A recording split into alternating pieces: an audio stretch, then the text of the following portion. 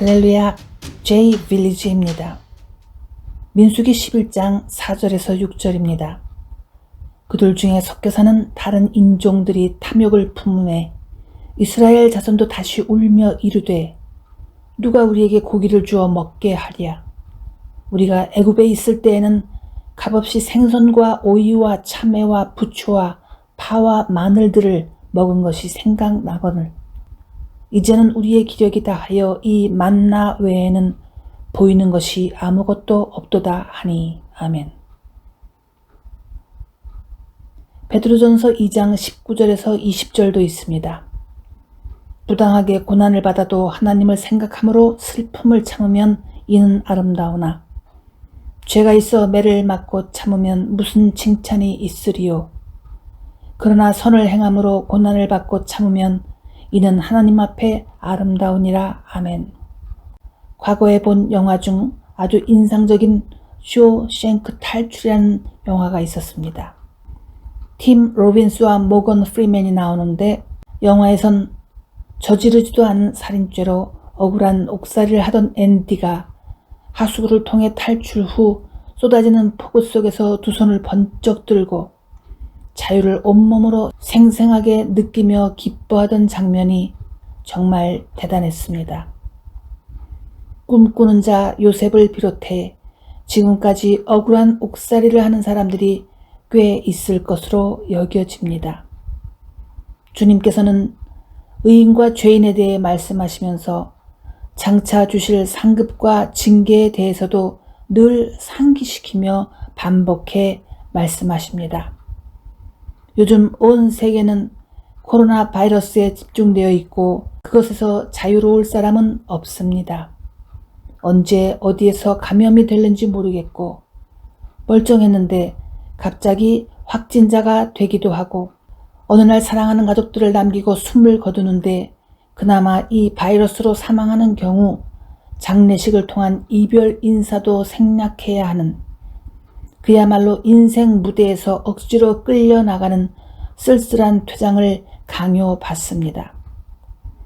이 우습기 짝이 없는 건을 시작한 것에 대해 누군가 분명히 책임을 져야 하는데 부디 가슴을 치며 무겁게 사죄하는 결과가 나오길 나는 기도합니다.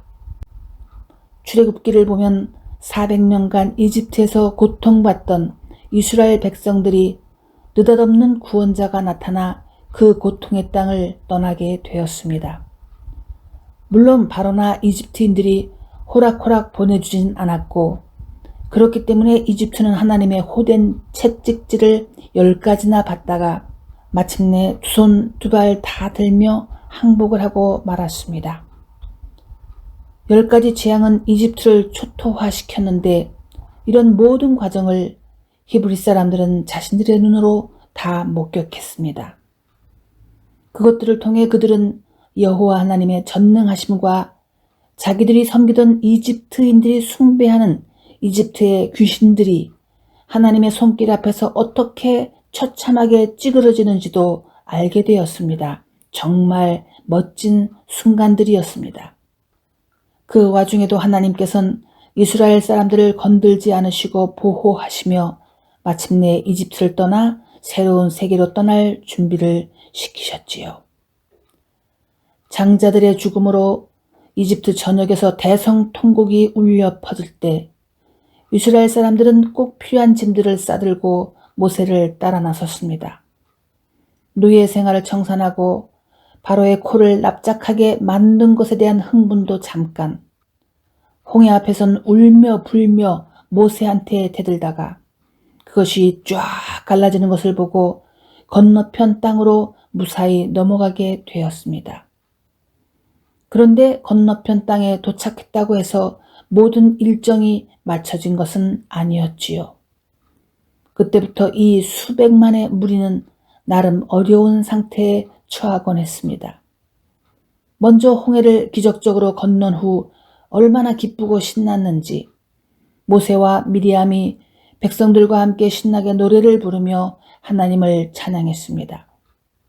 미리암은 탬버린까지 꺼내들고 신나게 두들기며 춤을 추었습니다. 얼마나 좋았겠습니까? 그런데 그 후 며칠을 지내며 여행을 계속하는데 먼저 갈증이 대단했습니다. 그러자 화가 끓어오른 백성들은 모세를 원망하고 난리를 쳤습니다. 그 일 이후 백성들은 계속 음식을 가지고 푸념을 하며 고기가 먹고 싶으니 떡이 먹고 싶으니 하며 얼마 전까지 이집트에서는 온갖 좋은 음식으로 배부르게 잘 먹었는데 그때 차라리 죽었어야 되는데 하며 온갖 불평으로 하나님을 멸시하고 모세를 대적하는데 이런 불만들이 어디를 가나 끊이질 않았습니다. 또한 모세의 장인 미디안 제사장 이드로가 왔다가 백성들이 아침부터 저녁까지 모세를 찾아와 고소하고 고발하고 재판을 요청하는 것을 보았습니다. 출애굽기 18장에 기록되어 있습니다. 즉 수백만의 백성들 사이에 많은 불협화음과 사건 사고가 끊이지 않았다는 것입니다. 나중에 모세가 시내산에 올라 하나님 앞에서 십계명도 받고 앞으로 어떤 법률들을 따라 살 것이며 또한 성막도 지어야 하는데 어떤 디자인의 어떤 재료들로 지을 것인가, 제사장 제도를 만드는데 그것은 어떻게 준비할 것인가, 제사법과 안식일을 제대로 지킬 것에 대해서도 말씀을 듣는 동안 시내산 밑에선 아론과 백성들이 모세는 어디 갔어? 왜 산에서 안 내려와? 죽었나?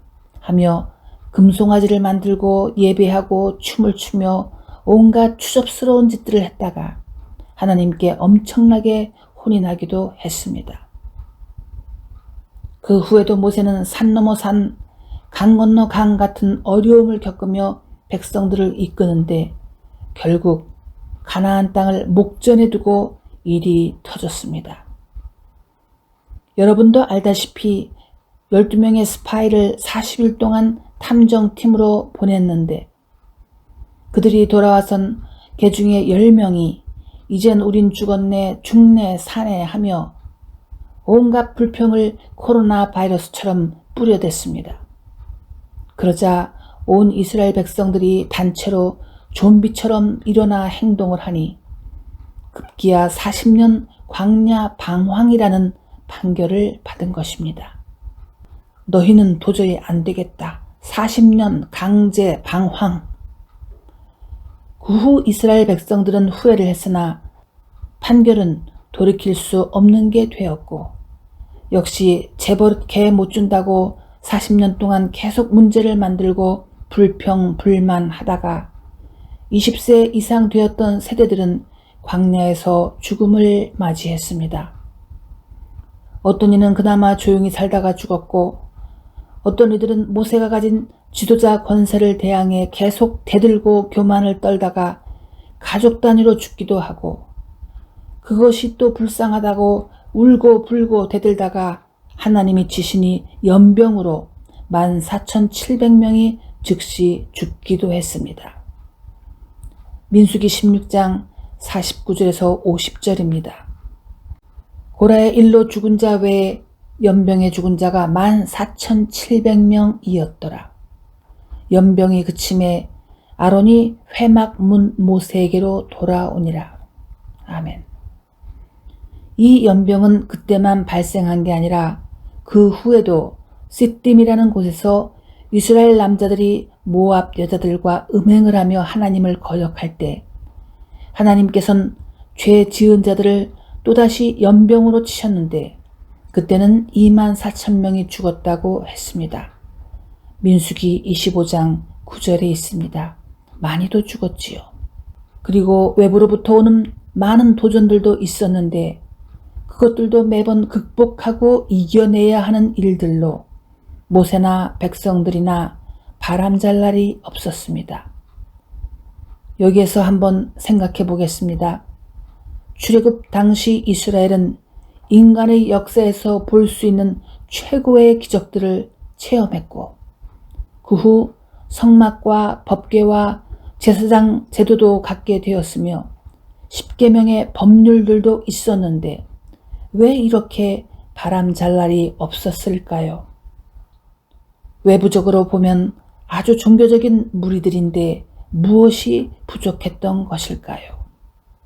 성막은 끔찍하게 여기고 법궤도 아주 소중한 것으로 여기면서 왜 정작 주님의 말씀은 못 믿어하고 주님을 따르는 데 생기는 어려움과 불편함은 절대로 받아들이지 못하는 것일까요? 결국 그들은 이집트에서 발생한 10가지 끔찍한 재난들은 다 피해놓고 노예로 살았던 압제와 결박의 땅에선 잘 빠져나와 놓고 그 다음부터 열심히 죽어갔습니다. 이래서 죽고 저래서 죽고 광야에서 죽고 광야 생활이 40년이니 이집트에서 지낸 400년의 10분의 1입니다. 400년에 비하면 과히 나쁘진 않습니다. 이제 길게 말하지 않겠습니다. 요즘 코로나 바이러스로 온 세계가 들썩거리지만 이것은 어쩌다 한번 생겼던 팬데믹이 아니고 이젠 자주 나타날 재난 현상이라고 볼 수 있겠습니다.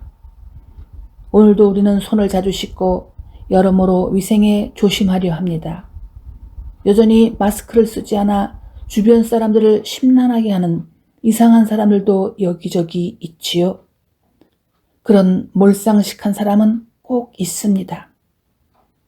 그런데 크리스찬으로서 우리가 새겨둘 것은 우리가 바이러스 때문에 죽을 수도 있지만 그것보다 먼저 우리 자신의 교만과 건방짐, 어리석은 불평, 불만, 라이프 스타일로 주님께 혼나거나 심지어는 죽을 수도 있다는 것입니다. 그럴 때도 주님께서는 어떤 연병, 바이러스를 사용할 수도 있겠지요. 그런 것은 출애굽기나 민수기에 나오는 것이니까 새로운 게 아닙니다. 어떤 바이러스냐 이것이 중요한 게 아니라 우리의 범죄와 불순종, 거역으로 그 바이러스가 소위 하나님의 자녀이고 크리스찬인 우리를 해칠 수 있다는 말입니다. 그러니까 바이러스가 우리를 발견하는 게 아니고 우리의 죄악이 우리를 발견하는 것입니다. 아주 오묘한 말씀이 있습니다. 창세기 4장 7절입니다. 내가 선을 행하면 어찌 낯을 들지 못하겠느냐? 선을 행하지 아니하면 죄가 문에 엎드려 있느니라. 죄가 너를 원하나 너는 죄를 다스릴지니라. 아멘. 하나님께서 동생 아벨을 미워하는 카인에게 미리 경고하며 주신 말씀입니다. 하나님께 건방지게 구는 것은 죄악인데 그 죄악이 문에 엎드려 있을 수 있다고 했습니다.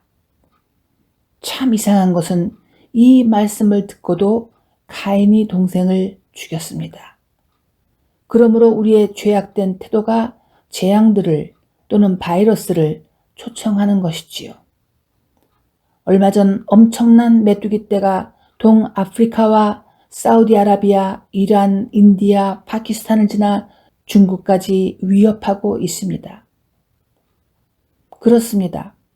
수천억 마리의 메뚜기 떼도 뜬금없이 나타났다고 말할 수는 없습니다. 그렇다고 내가 아이들 팔뚝만한 메뚜기에게 피해를 본 아프리카나 다른 나라들을 죄가 많다고 벌 받았다고 말하는 것은 아닙니다만 죄가 하나도 없다고 말할 수도 없는 것입니다. 무엇인가 하나님의 관점에서 이유가 있겠지요. 이제 다른 사람이나 다른 나라에 대해 이러저러한 얘기로 시간을 사용할 필요가 없습니다. 우리 자신을, 나 자신을 하나님의 말씀 앞에 세워놓고 어떻게 주님의 징계와 분노 대신에 주님께서 우리에게 가라고 하는 목적지까지 무사히 도착하느냐를 잘 이루어 보십시다. 그게 정말 중요하지 않겠습니까? 죄가 없이 억울한 감옥살이를 했던 앤디는 쇼생크 감옥에서 마침내 탈출해 자유를 얻었습니다. 그는 스스로에게 자유를 선포하고 선물했습니다. 누군가 말했습니다. 좋은 일 한다고 이벤트 하려고 하지 말고 죄를 덜 지으라고 했습니다. 맞는 말입니다. 하나님께서 싫어하시고 미워하시는 죄를 멀리하면 정결하고 은혜로운 선물들이 많이 다가올 것입니다. 기도하겠습니다. 바이러스로 공포에 떨 게 아니라 먼저 나 자신을 영적으로 정결케 하고 주님 앞에 겸허하면 이집트 사람들을 패닉에 빠뜨렸던 10가지 재앙들이 이스라엘 사람들에겐 다가오지 못했던 것처럼 어떤 재난들도 패스오버하는 신기한 은총을 주실 것을 믿습니다. 예수님의 이름으로 기도드립니다. 아멘.